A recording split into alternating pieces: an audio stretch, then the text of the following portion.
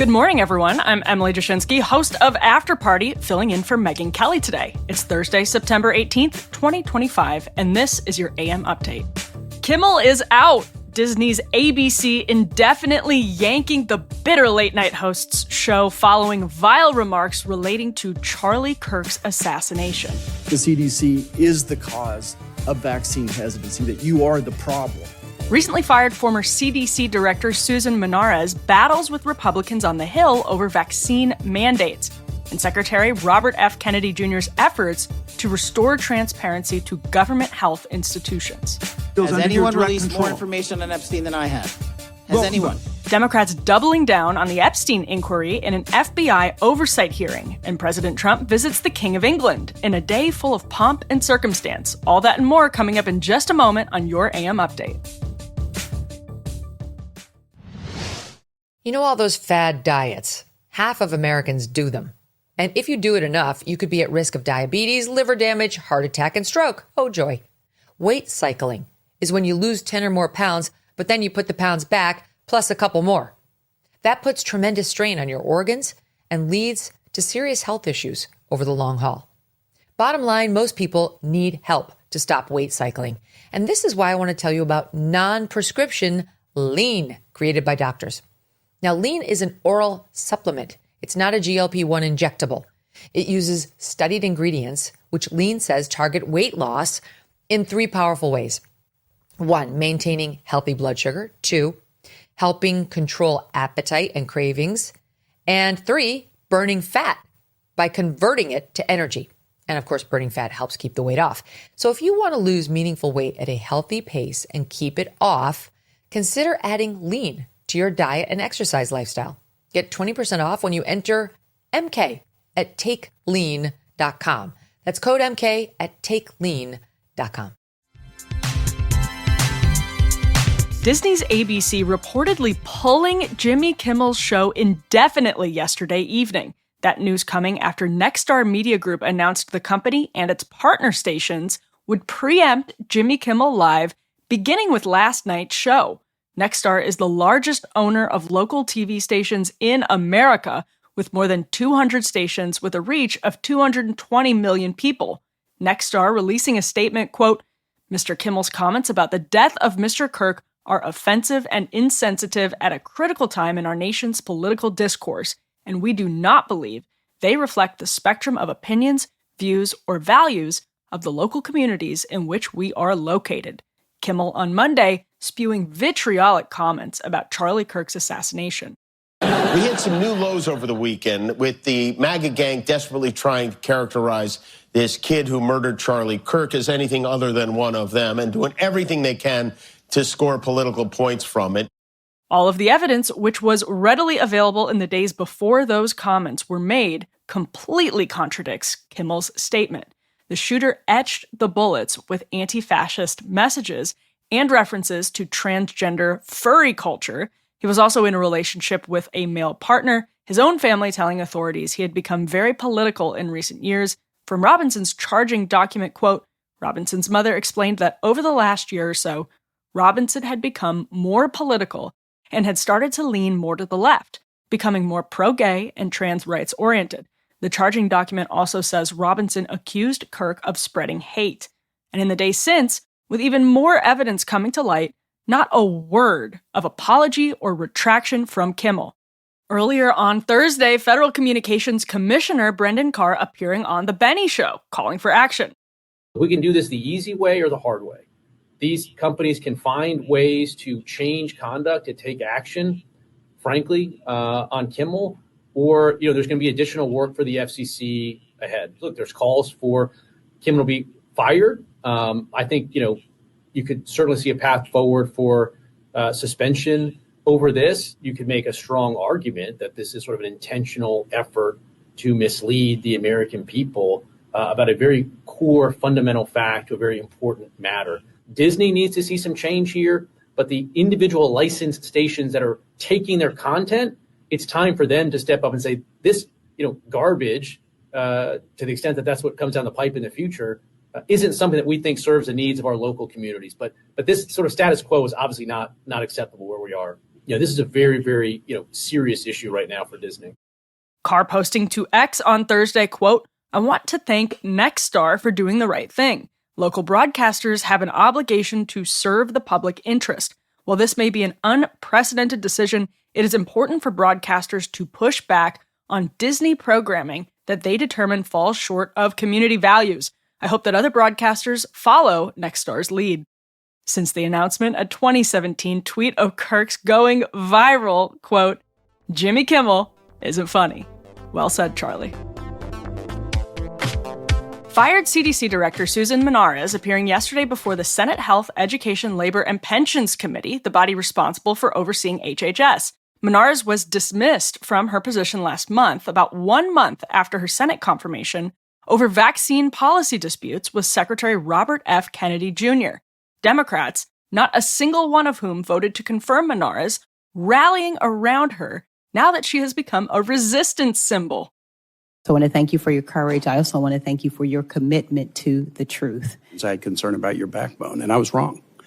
And I apologize to you for being wrong. You are standing up for science, standing up for facts, standing up for the protections which our children and families need. In yesterday's hearing, Monarez clinging to her position that she was fired for refusing to compromise her integrity as a member of the scientific community.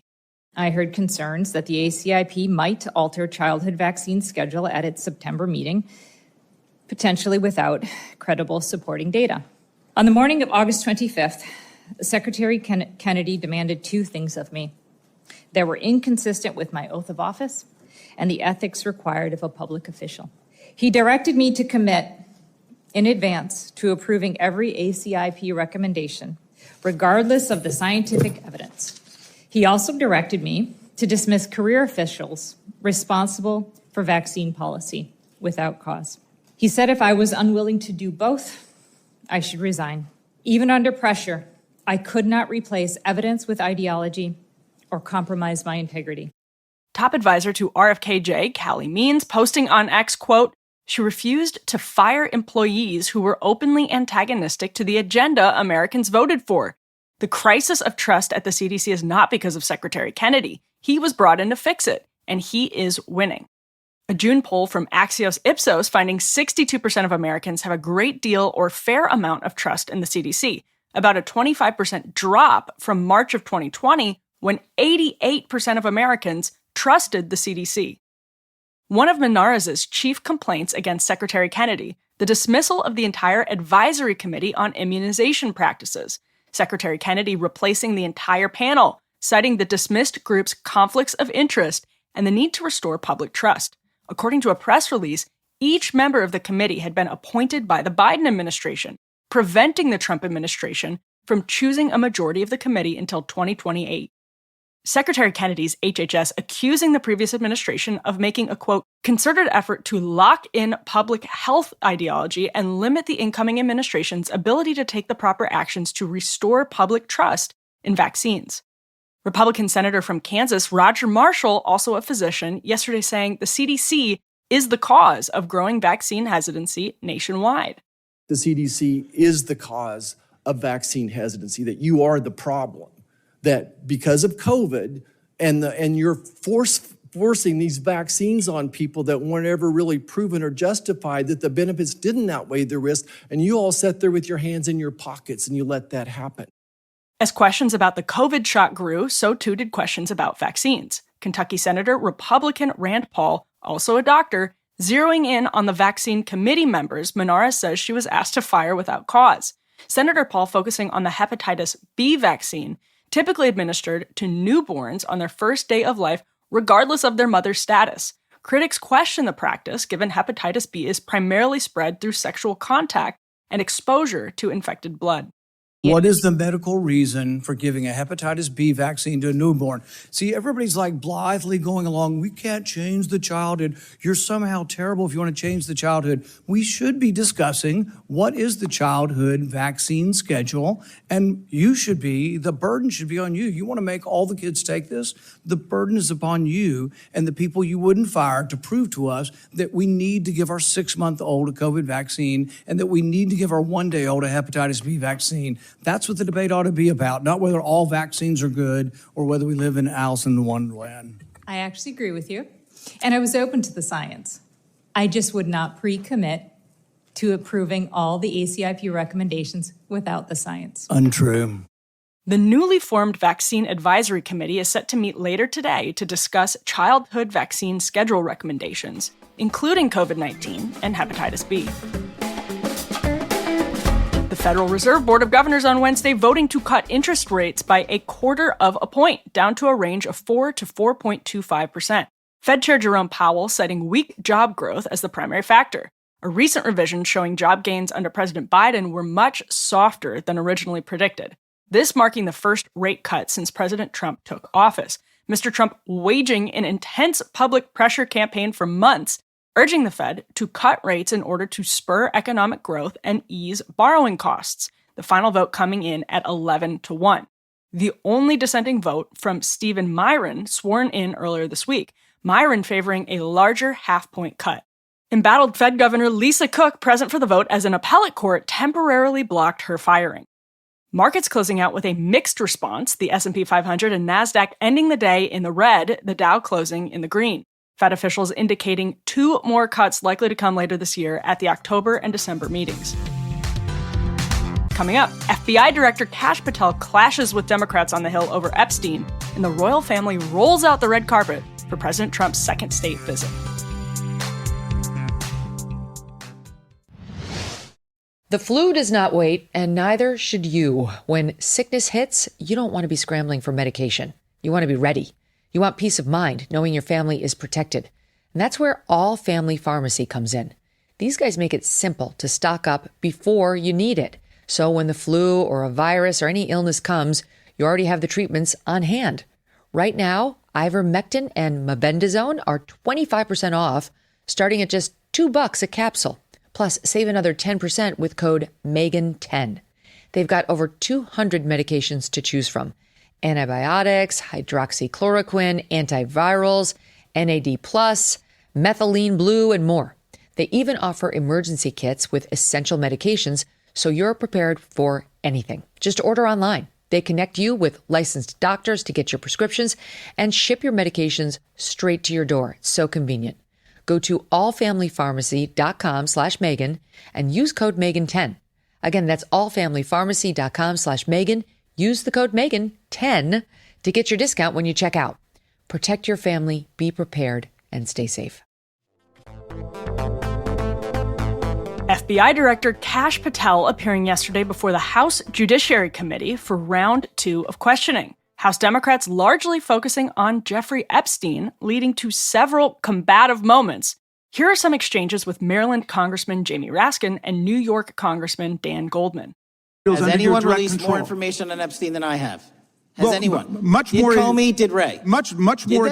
Excuse me. Much more has come out in the days since the American people in Congress have been demanding it, but it's coming out in dribs and drabs. Why don't you just release the entire file as you promised to do? I literally just told you there are multiple federal court orders. I'm not going to break the law to satisfy your curiosity. You didn't join us when we filed court to release the court orders. You could have. You have lawyers. You could have shown up. You didn't do that. We are releasing as much as legally allowed. That's why we went back to the courts. How is that not legally allowed? Sir, do you know how court orders work? Do you know how protective orders work? Actually, Mr. Patel, I was a real prosecutor for 10 years. I know exactly how. So I was a fake one? And I want to understand what the court order prevents you from releasing witness statements that the FBI took. You should know that as a real prosecutor, when the court hand downs a protective order and a motion to seal, the material is sealed unless that judge waives it. Elsewhere in the hearing, Republican Congressman from Texas Chip Roy pressuring Director Patel on the vast network of well-funded NGOs and nonprofits working to usurp American values. Congressman Roy pointing to a recent study exposing George Soros' influence on left-wing prosecutors' offices across the country. Significant amount of the money flowing out of George Soros and other leftist organizations and funders has been funding DAs and prosecutors, and these progressive district attorneys have outsourced core parts of the American criminal justice system to activists and political donors, taking direction and advice on everything from staffing decisions and communication strategy. Organizations, it's a complex web of donors going in through these organizations to put radical DAs and prosecutors out there, putting criminals on the streets. Does the FBI director agree that this exists and is a problem? I will accept the factual representation, and if that exists, it is a problem. We are following the money in every organization and every person that is violating the federal code, and it doesn't matter what your background or ideology is, we are following the money, and when we have results to recommend for prosecution to the Department of Justice, we will do that. Republican Congressman Brandon Gill, also of Texas, noting there have been instances of political violence emanating from both sides of the aisle. Congressman Gill pointing out, however, that the vast majority of conservatives squarely disavow political violence. According to a new YouGov poll, 25% of people self-identified as very liberal believe political violence can sometimes be justified, compared to just 3% of those who identify as very conservative. In the wake of Charlie Kirk's assassination, in which many people openly celebrated his death on social media, Congressman Gill asking Director Patel what the FBI can do to address the rising threat of political violence. We need to get online partnerships with these companies in the public space, on these gaming sites and on these social media sites. As I was saying earlier, there is no way to triage the amount of information generated on these sites by the FBI alone. And we need the public-private partnership. And there's another law that's expiring, I think, at the end of this month, which I believe we need renewed, that allows private sector companies to report into the FBI without liability for criminal investigatory purposes. And that's the kind of stuff we need to keep going. Tyler Robinson, the suspect charged with Kirk's assassination, leaving a large digital footprint in his wake. Investigators looking into online chat rooms to determine whether others knew about plans for the attack ahead of time. House Oversight Committee Chairman James Comer inviting the CEOs of some of these messaging platforms, Discord, Stream, Twitch, and Reddit, to testify in early October. President Trump to meet with UK Prime Minister Keir Starmer today, where they are expected to sign a tech investment deal before holding a joint press conference. This comes after a day full of royal pomp and circumstance. King Charles yesterday honoring President Trump with an unprecedented second state visit.